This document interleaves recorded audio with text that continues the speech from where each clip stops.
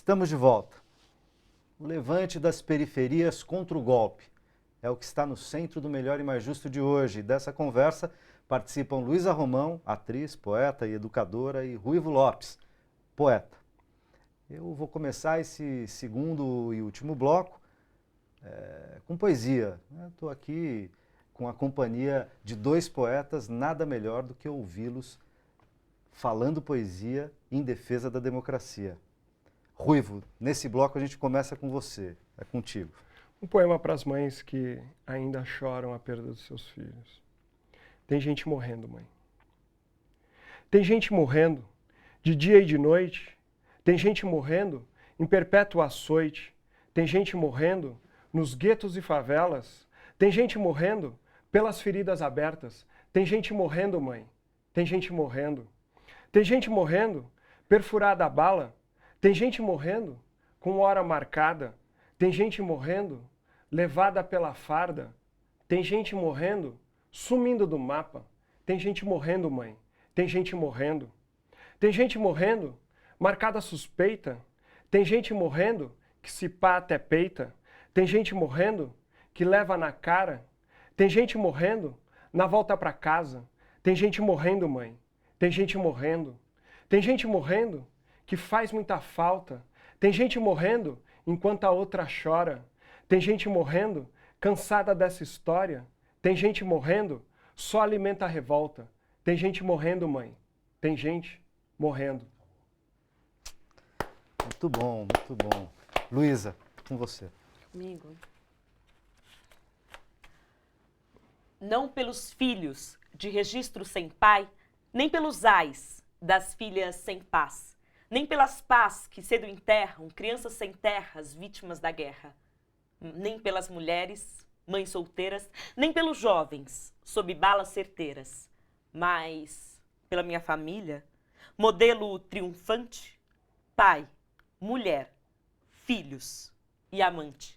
Não pelo avante das sociais melhorias, nem pelo voto da maioria, mas pelo meu eleitorado, por empreiteiras financiado que confunde o público com interesse privado, não por Eldorado, pelo massacre dos ribeirinhos, não por Pinheirinhos ou Carajás, pelo fim da violência sai polícia militar, mas por Deus, o branco, de longas barbas, que investe dinheiro e usa farda, pela minha esposa caviar, bela, recatada e do lar, não pelo fim da miséria, qualquer proposta séria, pela série de chacina, repressão, não por saúde, não por moradia, não por educação, por vidas mais dignas, por vidas indígenas, não, por minhas insígnias, pelo meu povo, como se fossem reis armados de arbutre e corvo. Mas nós não engrossamos esse molho, por isso abro o olho, resistência tá ativa e o país não vamos vendê-lo. Somos a história escrita aos contrapelos. Muito bom. Ambos, de um jeito e de outro, tocaram em algumas questões que são absolutamente relevantes. Uma delas é a da polícia, né? A polícia no Brasil, a polícia militar, herança da ditadura militar, na maioria das cidades no mundo, as polícias são municipais, são civis e são, portanto, controladas em nível local, né? Não tão ligadas ao combate à guerra, à lógica militar. E no Brasil, as polícias são militares, né? Sobretudo, a polícia que faz a repressão, que faz o controle do crime na cidade e tal, é a polícia militar, junto com a Polícia Civil, mas ambas, inclusive, sob o controle do Estado e não dos municípios, né? Dos estados e não dos municípios. A gente tem uma polícia altamente letal, uma polícia nada cidadã, uma polícia que mata, tortura na periferia e obedece ou faz reverência na Avenida Paulista, fazendo selfie com a classe média, né? Tomando champanhe com a classe média. E essa polícia, que nunca foi democrática, né, no atual momento ganha poder, né? Ganha poder porque ela fica legitimada, como se a classe média, como se os políticos que vimos no Congresso, inclusive alguns elogiando torturadores, fazendo apologia da polícia, etc., como se eles dissessem: é para fazer o que vocês estão fazendo, continuem fazendo assim, porque é assim que a gente quer, porque é assim que a gente vai manter a periferia sob controle, né? A periferia vai se manter sob controle? Vai, Ruivo? Bom, a periferia, ela sempre foi muito inteligente, sempre foi muito ativa, sempre a história das periferias são as histórias do nosso país que ainda não foram registradas, né? Acho que há esse esforço da gente registrar essa história para que a gente possa preservar essa memória, que é um componente importante para a luta, enfim, para a mobilização, né? Para quem quer um país mais justo e igualitário, precisa ter a memória do que já fomos, do que somos e o que queremos ser. Eu acho isso fundamental, e a história das periferias é a história das lutas, né? Das mais bonitas que nós já tivemos até hoje, né? Agora, eu acho que a gente precisa perder medo de dizer certas questões, né? Em relação a esta instituição mais arbitrária, violenta, genocida, que é a Polícia Militar no Brasil, né? A gente não pode ter medo em dizer que queremos o fim da Polícia Militar, né? E a gente tem a nosso favor não só a história de onde essa polícia militar se desenvolveu, aprendeu métodos truculentos de tortura e permaneceu absurdamente no processo de democratização do país, né?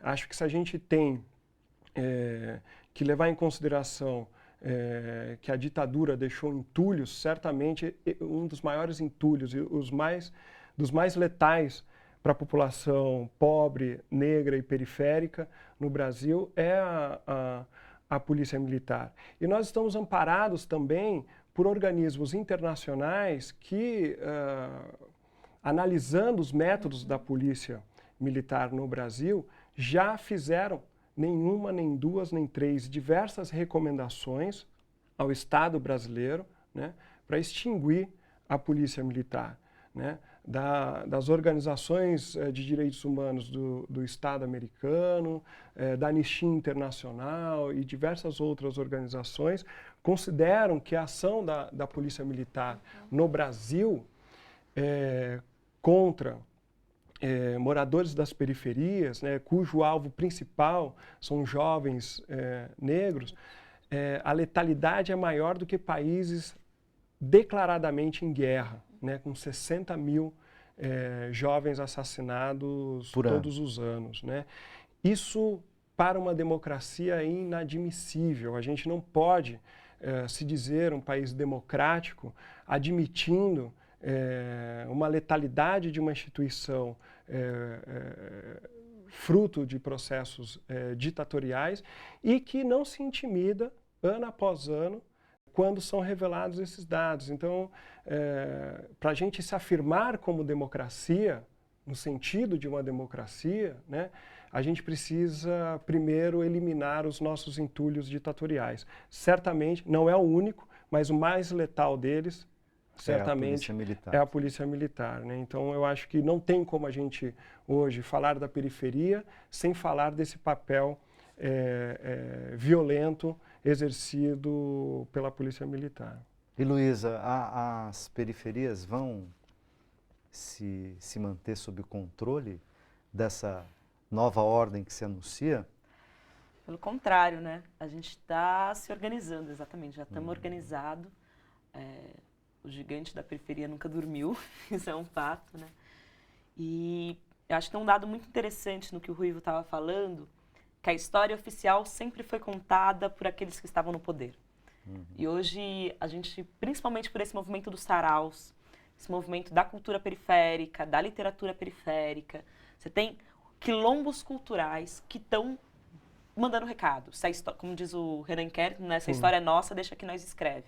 E começando a poder transmitir agora com a internet, com as redes e Uhum. tal, você cria uma possibilidade de fazer com que a periferia se torne mídia também, né? Exatamente. Muitas vezes com mais penetração até do que certas mídias comerciais, né?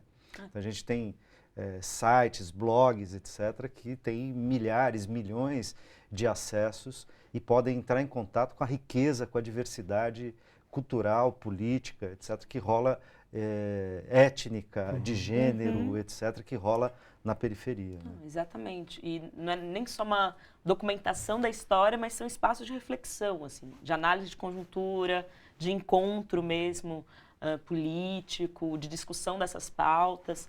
Então, e depois como que a gente disputa isso num campo ideológico maior, né? Exatamente isso que você estava falando. Se antes você só tinha uma história única sendo contada, hoje é exatamente pela internet, por essas frestas que a gente tem, essas brechas que a gente acaba encontrando, né, na história oficial, a gente consegue colocar uma outra versão, que é a nossa versão que problematiza tudo isso que a gente está colocando aqui. E quando a gente fala em periferia, agora aqui um contraponto para a gente também fazer uma análise crítica da situação também da periferia, né, para não parecer uma apologia ingênua, tá certo? Quando a gente fala em periferia, estamos, claro, nos referindo ao campo dos movimentos, dos coletivos, das organizações e da luta da periferia em torno de conquistar a cidadania, democracia, pela arte, pelo trabalho cidadão na luta de moradia, das mães, contra a violência policial, etc. Mas é claro que na periferia tem muita gente alienada, né, que participa muito pouco da vida cultural, inclusive da periferia, mas da cidade em sentido amplo, que exerce muito pouco o seu direito de cidadania e que muitas vezes se torna, digamos, presa fácil da manipulação midiática das grandes empresas de comunicação que vendem um país, uma ideia, que mentem descaradamente, né? Vendem porque são comerciais, mercantis, vendem mesmo, mas que enganam, mentem e manipulam a opinião pública e as pessoas, muitas vezes da periferia, sem acesso a outras formas a outras fontes de informação, justamente porque não estão alinhadas a movimentos, a coletivos, né, podendo participar mais ativamente, ficam numa condição de subcategoria e mesmo na periferia, então você tem uma margem alienada na periferia. Quer dizer, também não dá para a gente dizer que a periferia inteira ela é politizada, participativa, etc. Não é assim, né? Por isso, inclusive, que a gente usa o termo periferias e não periferia, né? Porque a cidade ela é plural, você tem campos de disputa, inclusive, dentro da periferia, né? Cada vez mais aí o avanço de partes mais conservadoras da igreja também na periferia, Sim. né? Então, você vê esse discurso introjetado em grupos, em classes sociais mais pobres. Inclusive, é uma autocrítica que a gente pode fazer, né? De como que essa ascensão econômica não veio acompanhada de uma formação política de base, né? Então você teve muita gente que melhorou de classe, saiu da miséria, mas não relaciona isso com uma conjuntura maior, né? A gente teve aí uma melhoria do país muito pela via do consumo, não necessariamente de uma construção de reformas mais de base reais, né? Então isso a gente está nesse campo de disputa. A gente, como periferias contra o golpe, a ideia é realmente voltar para esse trabalho de base, de formação de sarau, de formação política, de encontro para debater isso, porque as grandes mídias já fazem esse trabalho muito bem feito, né? Eu queria, inclusive, dar um testemunho aqui, aqui da TVT. A TVT fez um programa, uma série, um programa que chama Arte é Arte. Arte em inglês com arte em português. Está disponível na internet e tal, indo às periferias,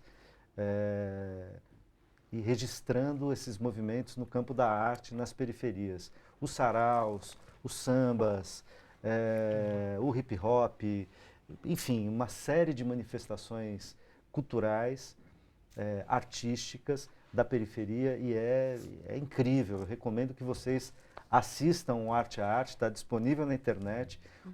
A Luísa aparece, inclusive, fiquei fã da Luísa vendo o Arte a Arte, aliás.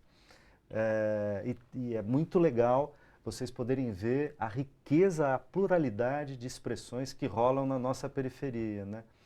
Ruivo também participa, né, Sim. no Arte a Arte.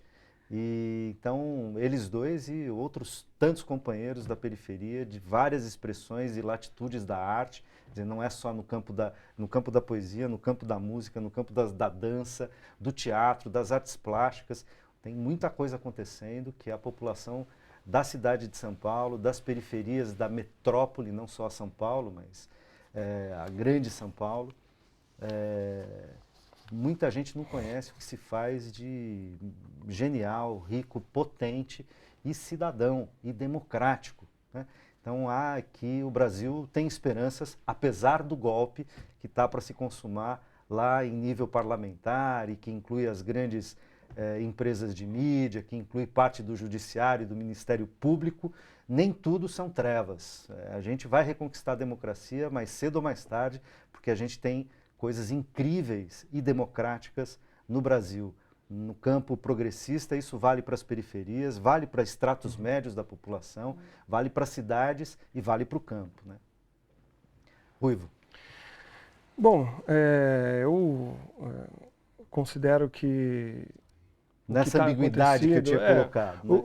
O que tá acontecendo, né? Essa parte da periferia da qual a gente se refere, né, é uma parte muito pragmática, né? Uma parte que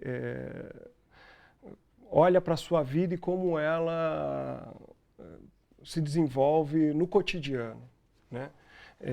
E tem a sua legitimidade também, né?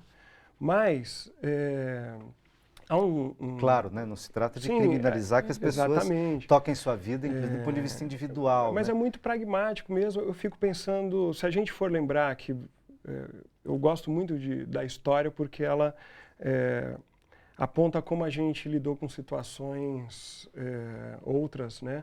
De outras dimensões no passado e como a natureza desse golpe que nós estamos vivendo, ela é uma novidade para o Brasil. Né? Em 92, no impeachment do Fernando Collor de Mello, né, então presidente,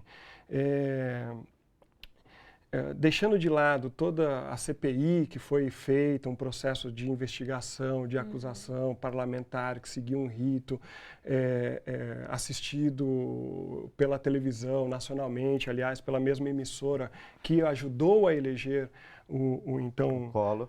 presidente Collor, né? O maior erro para, para as periferias que o Fernando Collor, então presidente, cometeu foi sequestrar a poupança da população brasileira. Quem é que tinha poupança naquele momento? Né? A poupança é algo sagrado. Né? E é muito comum ser do pobre. Exatamente. Né? É o lugar a poupança do é do pobre, né? e ela adquire ali a segurança para a vida. Então ela tem um valor muito diferente. E o Fernando Collor simbólico, mexeu importante nesse sagrado da maioria da população brasileira, né? Fazendo com que não só um Congresso trabalhasse pelo seu impeachment, mas, sobretudo, porque a maioria da população brasileira estava numa situação extremamente precária naquele momento. Né? Desemprego e associada sem a sua poupança. Né? Aquilo criou um caldo para que houvesse, então, o impedimento do então presidente. Né? Essa situação é completamente diferente da atual. Né? Nós passamos por uma crise mundial em que, no Brasil, os banqueiros estavam batendo recorde de lucro, enquanto outros países estavam quebrando. Né? E a população estava batendo recordes de carteira assinada, enquanto em outros países da Europa, inclusive... E de aumento real do salário mínimo. Exatamente. Etc. Então, o Brasil atravessou uma fase econômica extremamente difícil e que o cenário mundial não mudou muito, mas segurou também para a maioria da população mais pobre que vive nas periferias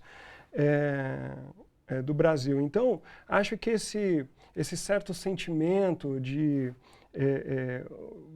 um misto de indiferença com conservadorismo, também presente na periferia, ele também é fruto dessa própria situação de que o dia de amanhã eu consigo planejar, coisa que era extremamente impensável. Eu ganhei anos várias atrás. coisas no campo, incluindo o consumo e tal. Eu vou cuidar do meu, né? Eu vou cuidar Exatamente. do meu, tem Segurar essa no plano mentalidade. individual, né? O que é difícil, que eu acho que o salto, que a Luísa trouxe muito bem, é um planejamento que não seja pragmático, mas sim um planejamento que seja para futuras gerações, né? Que eu acho que isso depende de um esforço maior, com uma série de consequências que certamente passa por processos de formação, né? Fazer com que a população perceba que a democracia não é um fim em si mesmo, mas que ela se constrói à medida que ela conquista e garante esses direitos,